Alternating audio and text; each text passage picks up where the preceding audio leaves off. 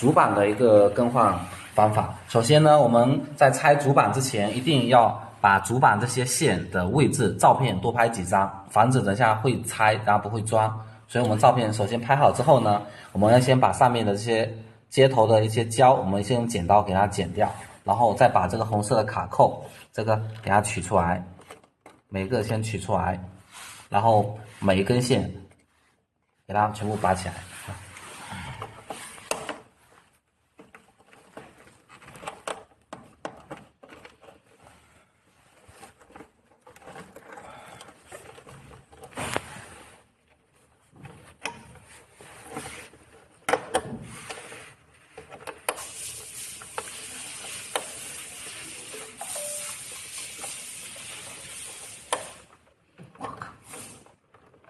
这两个，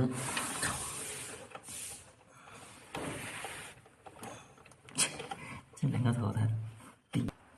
全部拔好之后呢，我们先把线放一边，然后把主板上面的1、2、3、4这4颗螺丝拆掉。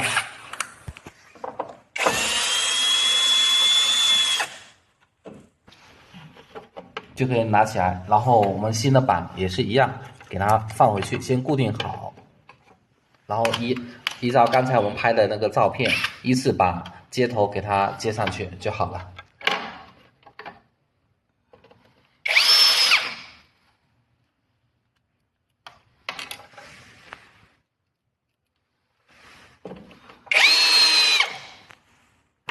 螺丝锁好之后，我们按照2个原则：一，我们的接口一定是跟这个主板上的接口是一一对应的，这是第一个原则。第二个原则就是我们的线